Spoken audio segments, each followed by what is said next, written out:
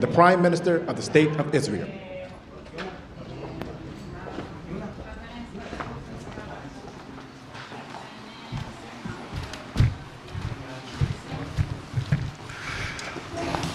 Thank you very much.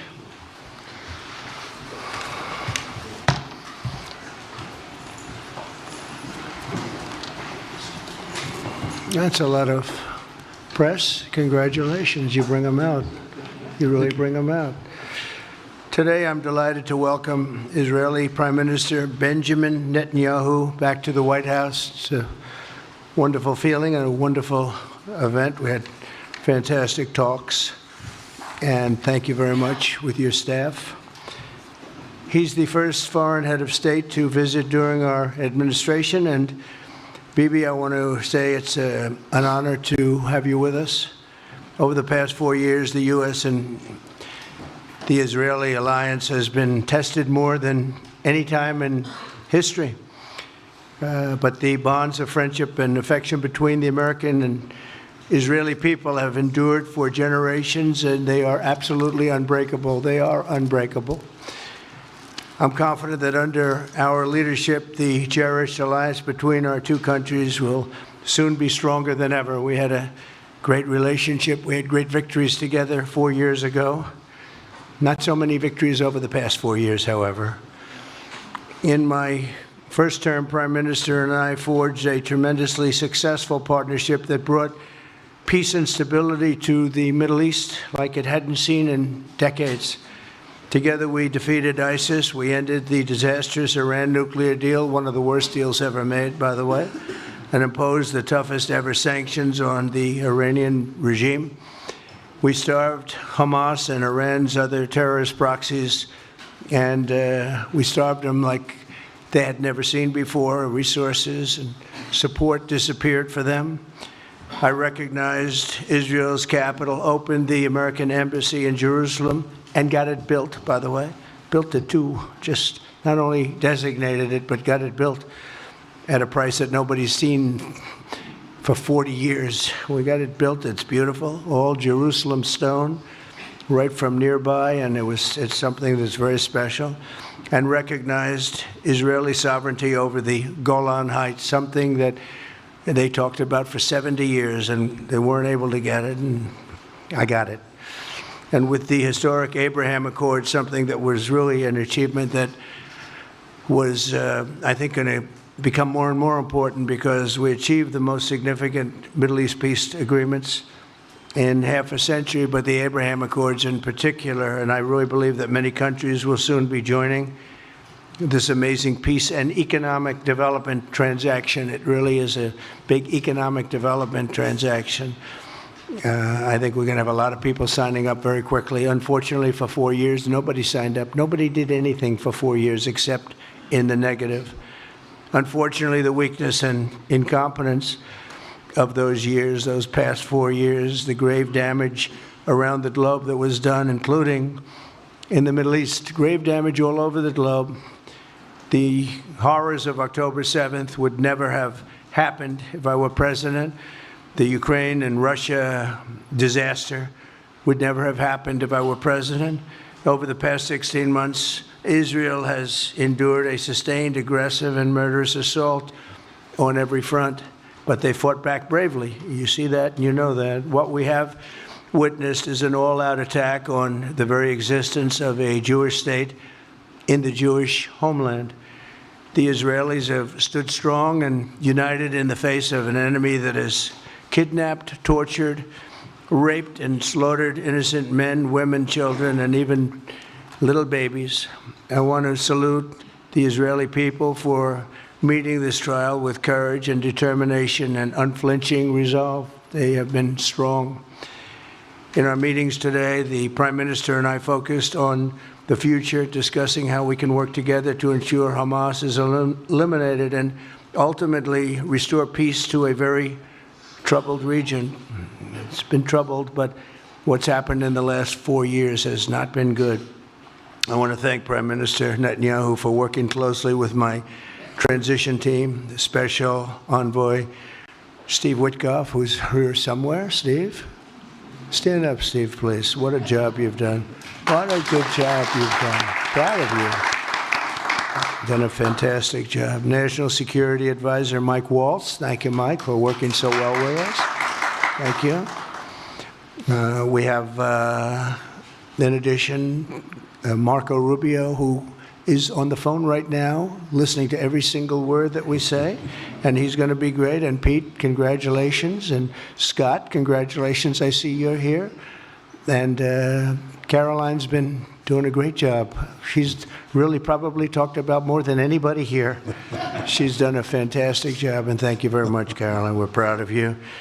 But we'll only be satisfied when all of these problems are solved, and we have the team to solve them, and that's going to happen. And it's going to happen, I think, very quickly. I also strongly believe that the Gaza Strip, which has been a symbol of death and destruction for so many decades, and so bad for the people anywhere near it, and especially those who live there, and frankly, who's been really very unlucky. It's been very unlucky. It's been an unlucky place for a long time. Being in its presence just has not been good, and it should not go through a process of rebuilding and occupation by the same people that have really stood there and fought for it and lived there and died there and lived a miserable existence there. Instead, we should go to other countries of interest with humanitarian hearts, and there are many of them that want to do this, and build various domains that will ultimately be occupied by the 1.8 million Palestinians living in Gaza, ending the death and destruction and, frankly, bad luck. This can be paid for by neighboring countries of great wealth. It could be 1, 2, 3, 4, 5, 7, 8, 12. It could be numerous sites, or it could be one large site. But the people will be able to live in comfort and peace, and we'll make sure something really spectacular is done. They're going to have peace. They're not going to be shot at and killed and destroyed like this civilization of wonderful people has had to endure. The only reason the Palestinians want to go back to Gaza is they have no alternative. It's right now a demolition site. This is just a demolition site. Virtually every building is down. They're living under fallen concrete that's very dangerous and very precarious. They instead can occupy all of a beautiful area with homes and safety, and they can live out their lives in peace and harmony instead of having to go back and do it again. The U.S. will take over the Gaza Strip, and we will do a job with it, too. We'll own it and be responsible for dismantling all of the dangerous unexploded bombs and other weapons on the site, level the site and get rid of the destroyed buildings, level it out, create an economic development that will supply unlimited numbers of jobs and housing for the people of the area. Do a real job, do something different. Just can't go back. If you go back, it's going to end up the same way it has for 100 years. I'm hopeful that this ceasefire could be the beginning of a larger and more enduring peace that will end the bloodshed and killing once and for all. With the same goal in mind, my administration has been moving quickly to restore trust in the alliance and rebuild American strength throughout the region. And we've really done that. We're a respected nation again. A lot's happened in the last couple of weeks. We are actually a very respected nation again. I ended the last administration's de facto arms embargo on over $1 billion in military assistance for Israel. And I'm also pleased to announce that this afternoon the United States withdrew from the anti-Semitic UN Human Rights Council and ended all of the support for the UN Relief and Works Agency, which funneled money to Hamas and which was very disloyal to humanity. Today I also took action to restore a maximum pressure policy on the Iranian regime, and we will once again enforce the most aggressive possible sanctions, drive Iranian oil exports to zero, and diminish the regime's capacity to fund terror throughout the region and throughout the world. We had no threat when I left office. Iran was not able to sell oil. Nobody was buying oil because I said, don't buy it. If you buy it, you're not doing any business with the United States. And Hamas was not being funded. Hezbollah was not being funded. Nobody was being funded. There would never have been an October 7th. 2 weeks ago, I once again designated the Houthis as a terrorist organization. They're trying to destroy world shipping lanes, and that's not going to happen.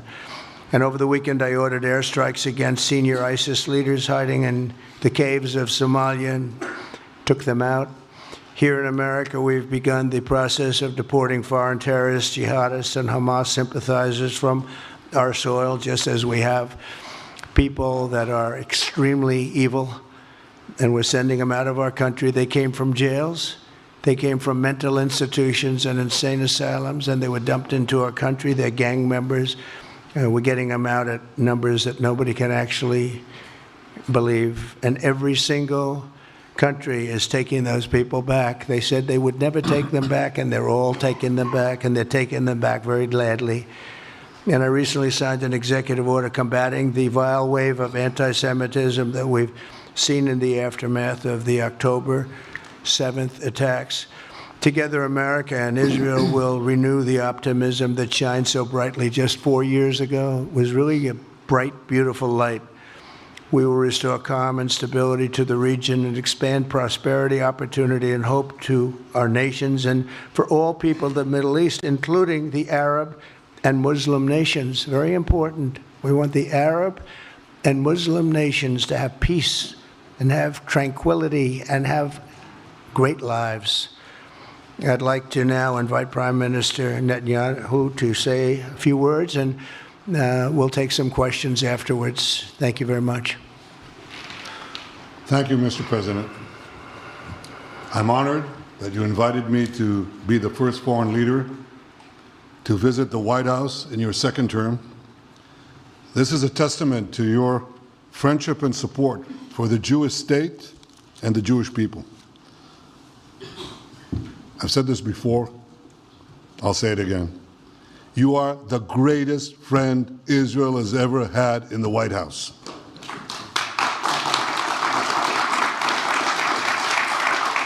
And that's why the people of Israel have such enormous respect for you. In your first term, you recognized Jerusalem as Israel's capital. You moved the American embassy there. You recognized Israel's sovereignty over the Golan Heights. You withdrew from the disastrous Iran nuclear deal. I remember we spoke about it. You said, this is the worst deal I've ever seen. I'm elected, I'm walking out of it. That's exactly what you did. And I think it speaks loudly for just common sense, just looking at things and seeing them as they are. And of course, you also brokered the groundbreaking Abraham Accords in which Israel made peace with 4 Arab states. We did this in 4 months. Nothing happened for a quarter of a century, but in 4 months, we were able, working together under your leadership, to have 4 historic peace accords.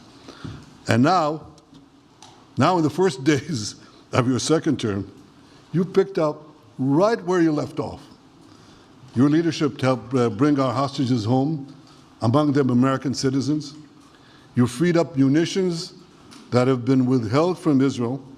They had been withheld from Israel in the midst of a 7-front war for our existence. And you just freed it.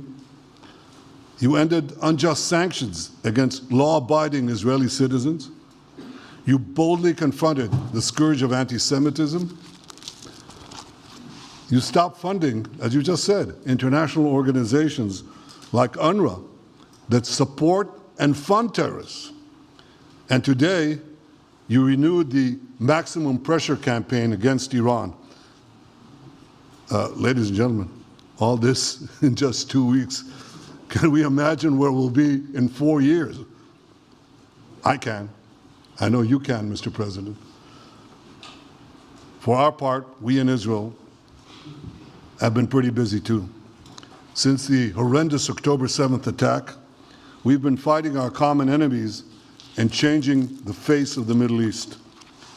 On that infamous day, Hamas monsters savagely murdered 1,200 innocent people, including more than 40 Americans. They beheaded men, they raped women, they burnt babies alive, and they took 251 people hostage to the dungeons of Gaza. And after this worst attack on Jews since the Holocaust, Iran and its henchmen in the Middle East were absolutely ecstatic. Haniya praised the massacre. Sinwar said that Israel was finished. Nasrallah boasted that Israel was, here's what he said, as feeble as a spider's web. Well, Mr. President, Haniya is gone. Sinwar is gone. Nasrallah is gone. We've devastated Hamas. We decimated Hezbollah. We destroyed Assad's remaining armaments. And we crippled Iran's air defenses. And in doing this, we've defeated some of America's worst enemies. We took out terrorists who were wanted for decades for shedding rivers of American blood, including the blood of 241 Marines murdered in Beirut. We accomplished all this with the indomitable spirit of our people and the boundless courage of our soldiers. The Bible says that the people of Israel shall rise like lions, and boy did we rise. Today, the roar of the Lion of Judah is heard loudly throughout the Middle East. Israel has never been stronger, and the Iran terror axis has never been weaker. But as we discussed, Mr. President, to secure our future and bring peace to our region, we have to finish the job. In Gaza, Israel has three goals: destroy Hamas's military and governing capabilities, secure the release of all of our hostages, and ensure that Gaza never again poses a threat to Israel. I believe, Mr. President, that your willingness to puncture conventional thinking that has failed time and time and time again, your willingness to think outside the box with fresh ideas will help us achieve all these goals. And I've seen you do this many times. You cut to the chase. You see things others refuse to see. You say things others refuse to say. And after the jaws drop, people scratch their heads and they say, you know, he's right. And this is the kind of thinking that enabled us to bring the Abraham Accords. This is the kind of thinking that will reshape the Middle East and bring peace. We also see eye to eye on Iran. That's the same Iran that tried to kill us both. They tried to kill you, Mr. President. They tried through their proxies to kill me. And we're both committed to rolling back Iran's aggression in the region and ensuring that Iran never develops a nuclear weapon. Mr. President, ladies and gentlemen, Israel will end the war by winning the war. Israel's victory will be America's victory. We will not only win the war, working together, we will win the peace. With your leadership, Mr. President, and our partnership, I believe that we will forge a brilliant future for our region and bring our great alliance to even greater heights. Thank you. Thank you very much, baby. Very nice. Thank you. And J.D. Vance, everybody. J.D., please, Vice President, stand up. He's been doing a good job. He's been working very hard on all things, but this in particular. We'll take some questions, please. Yes, ma'am. Go ahead, please. Go ahead. Yeah, go ahead. Mr. President, can a normalization deal with Saudi Arabia be achieved without the acknowledgement of a Palestinian state? That question for you too, Mr. Prime Minister. And Mr. President, given what you've said about Gaza, did the U.S. send troops to help secure the security vacuum? So Saudi Arabia is going to be very helpful, and they have been very helpful. They want peace in the Middle East. It's very simple. We know their leader and their leaders very well. They're wonderful people, and they want peace in the Middle East. As far as Gaza is concerned, we'll do what is necessary. If it's necessary, we'll do that. We're going to take over that piece, and we're going to develop it, create thousands and thousands of jobs, and it'll be something that the entire Middle East can be very proud of.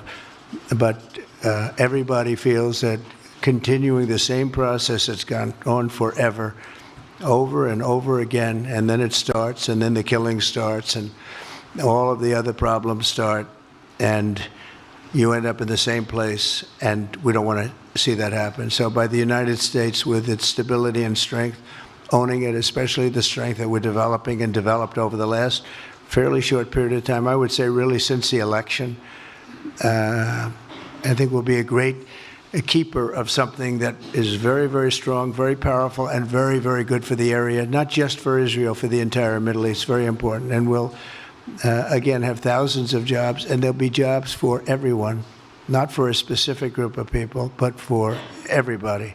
Okay, please. I think peace between Israel and Saudi Arabia is not only feasible, I think it's going to happen. I think if we had another half a year in your first term, it would have already happened. True. Many, many more, I agree, many more nations. I think you can't prejudge and pre-guess how we'll achieve it, but I'm committed to achieving it. And I know the President is committed to achieving it, and I think the Saudi leadership is interested to achieve it. So we'll give it a good shot, and I think we'll succeed.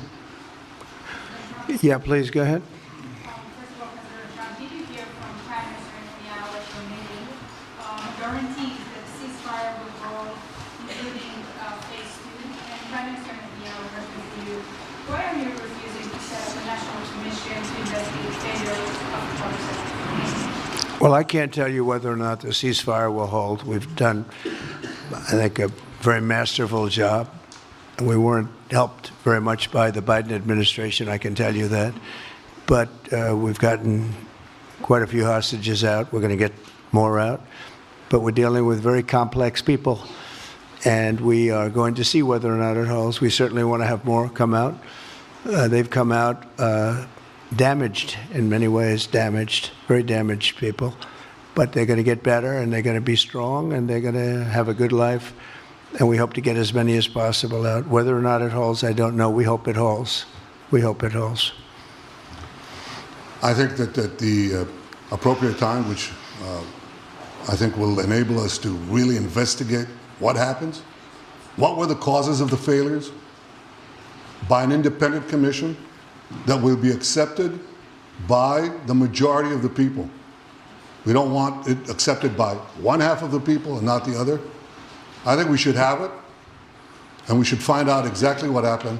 I'm insisting on it. And believe me, it'll surprise a lot of people when it happens.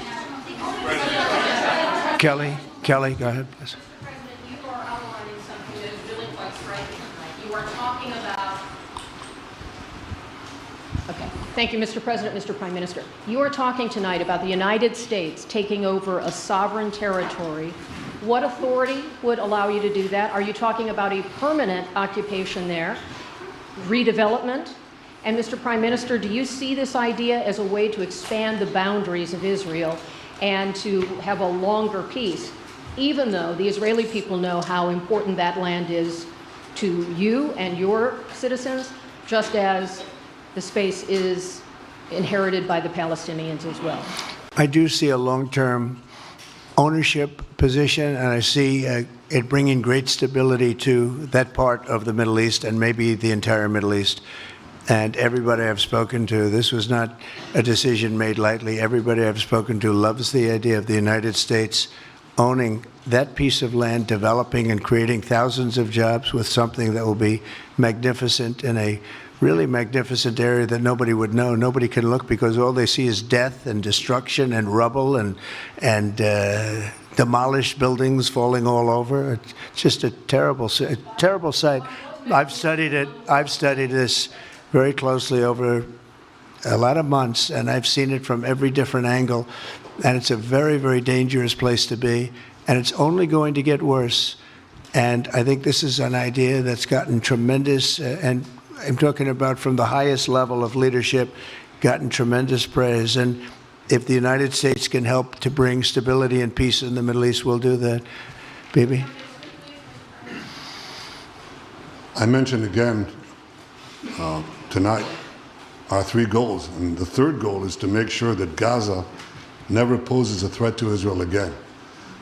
President Trump is taking it to a much higher level.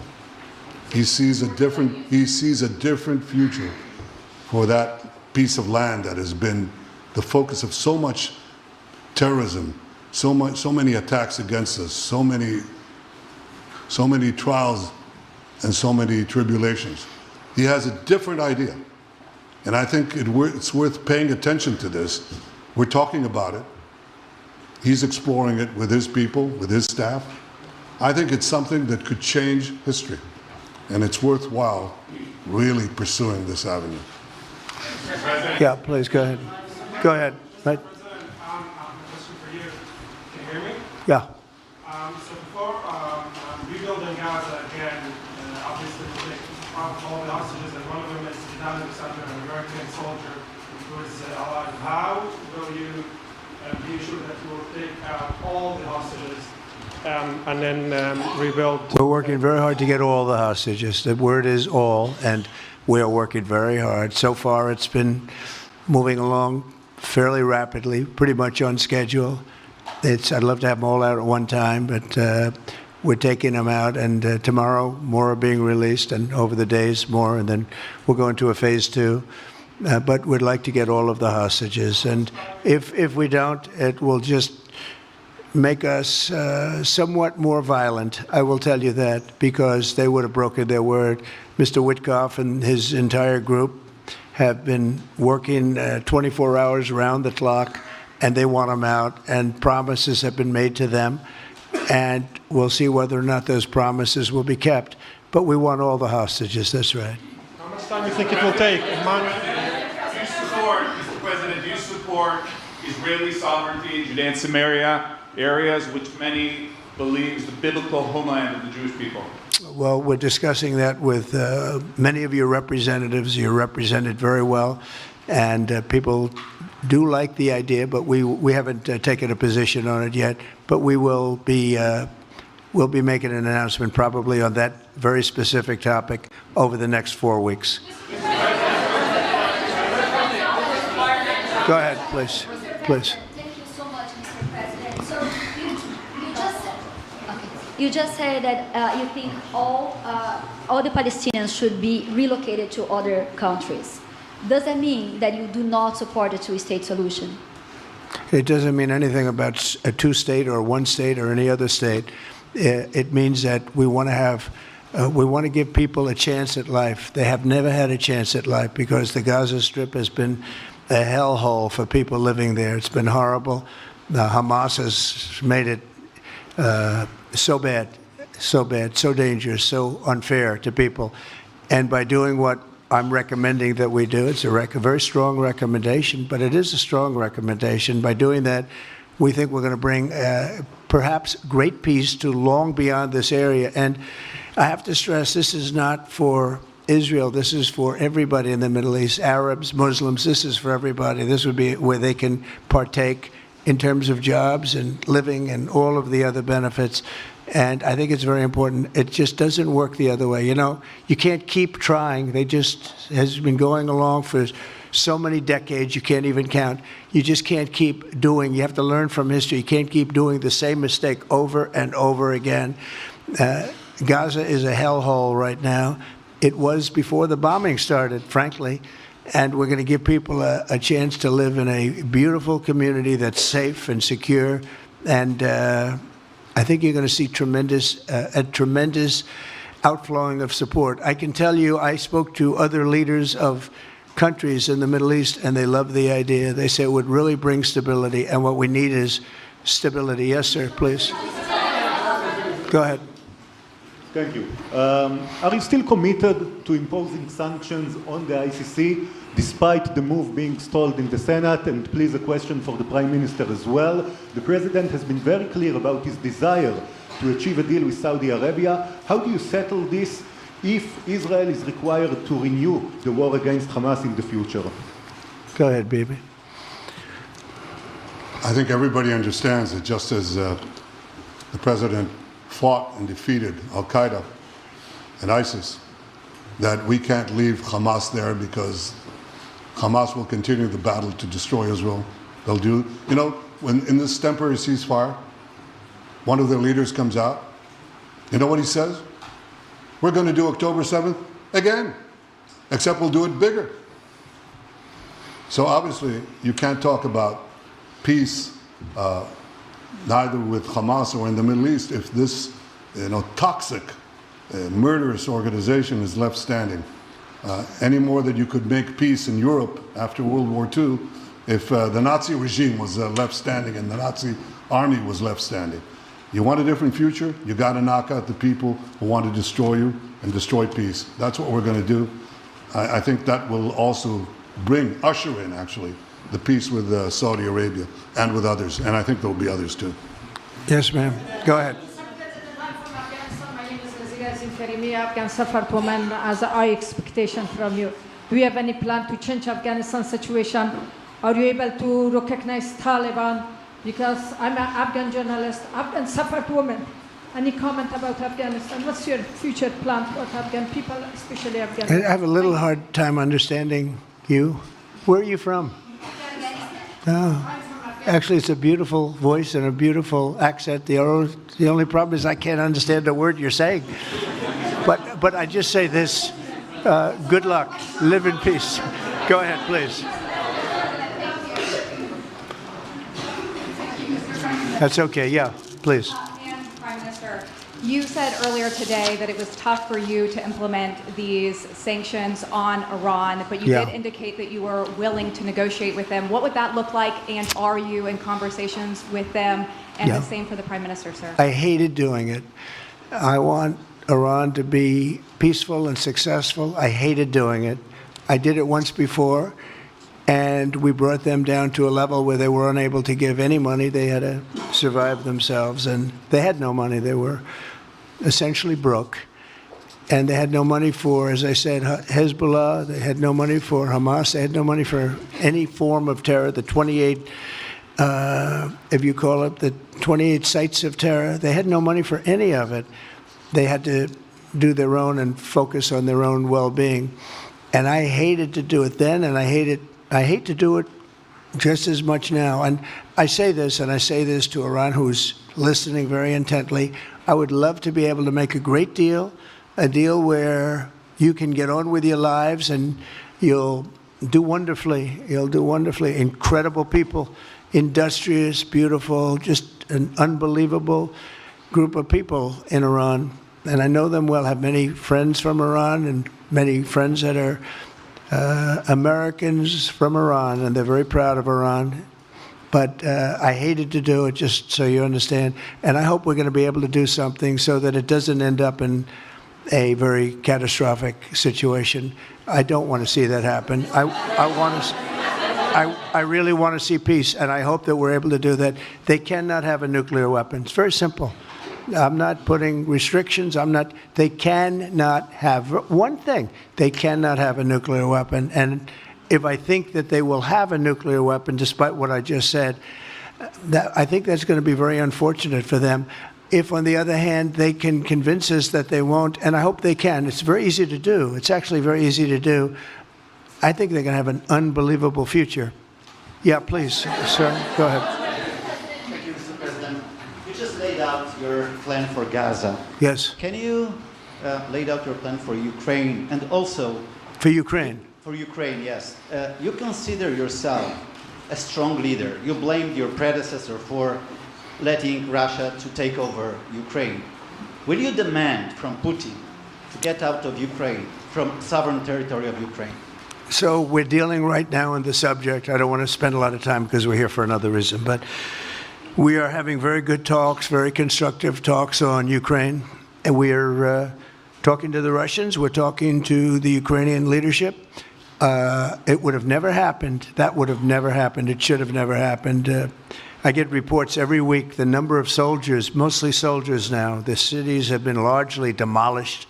You talk about a very sad sight to see. We talk Gaza. Well, many of these cities look as bad as Gaza and worse, what's happened to them. And I want to see that end. And I want to see it end for one simple reason, the life of young people being absolutely obliterated on both sides. You probably have 700,000 Ukrainian soldiers dead, 800,000, maybe more Russian soldiers dead. It's very flat land, and the only thing that's going to stop a bullet is a human body. In this case, usually soldiers. And the numbers are staggering when you hear the real numbers in Ukraine, what the numbers are. And this doesn't include the cities that have been demolished and all of the people that were killed. So I want to see it stopped. We're having very good talks, and I think we're going to get it. I think something will be hopefully dramatically, it will rise above everything. You can't let this continue. This is an absolute slaughter that's taking place on the beautiful farmlands of Ukraine, and we have to stop it. We can't let this continue. It is a human tragedy, and we're going to try very hard to stop it. Yeah, please, go ahead, sir. Go ahead. Thank you very much. Okay. Mr. President, what's your view about Palestinian leader Abbas' role in all the regional changes you want to do? And a question for the Prime Minister, what's your view on President Trump wanting to reach a deal with Iran and not a much more active military stance towards him? Go ahead, baby. Go ahead. I think the President just said something that I think is the pivot of everything that we're talking about. He said Iran cannot have a nuclear weapon. And we fully agree with that. If this goal can be achieved by a maximum pressure campaign, so be it. But I think the most important thing is to focus on the goal, which the President just did, and I fully agree with him. Well, I said it, and he said it very well. It's a campaign of pressure to see if we can get something done. He doesn't want to do what some people think will automatically happen because they're very difficult people to deal with, as you know. But if we could solve this problem without warfare, without all of the things that you've been witnessing over the last number of years, it would be, I think it would be a tremendous thing. Go ahead, please. Do you have any plans to visit Israel soon? To visit where? Israel and Gaza. Oh, well, I love Israel. I will visit there, and I'll visit Gaza, and I'll visit Saudi Arabia, and I'll visit other places all over the Middle East. The Middle East is an incredible place, so vibrant, so it's just one of the really beautiful places, and with great people. And I think a lot of bad leadership has taken place in the Middle East that's allowed this to happen. It's just terrible. And that includes on the American side, by the way. We should have never gone in there a long time ago, spent trillions of dollars and created so much death. So that includes Americans. But yeah, I'll be visiting a lot of different places in the Middle East. I've been invited everywhere, but I will be visiting some, yeah. Okay. Let's go. Caitlin, go ahead, Caitlin. Caitlin, go ahead. On what you were saying there. Say it. Go ahead, please. Just to follow up on what you were saying about the Gazans leaving Gaza, going to other countries. One, where exactly are you suggesting that they should go? And two, are you saying they should return after it's rebuilt? And if not, who do you envision living there? I envision a world, people living there, the world's people. I think you'll make that into an international, unbelievable place. I think the potential in the Gaza Strip is unbelievable. And I think the entire world, representatives from all over the world will be there, and they'll live there. Palestinians also. Palestinians will live there. Many people will live there. But they've tried the other, and they've tried it for decades and decades and decades. It's not going to work. It didn't work. It will never work. And you have to learn from history. History has, you just can't let it keep repeating itself. We have an opportunity to do something that could be phenomenal. And I don't want to be cute. I don't want to be a wise guy, but the Riviera of the Middle East, this could be something that could be so this could be so magnificent. But more importantly than that is the people that have been absolutely destroyed that live there now can live in peace in a much better situation because they're living in hell. And those people will now be able to live in peace. We'll make sure that it's done world class. It'll be wonderful for the people. Palestinians mostly we're talking about. And I have a feeling that despite them saying no, I have a feeling that the king in Jordan and that the general, president, but that the general in Egypt will open their hearts and will give us the kind of land that we need to get this done, and people can live in harmony and in peace. Thank you all very much. Thank you. Thank you very much. Thank you.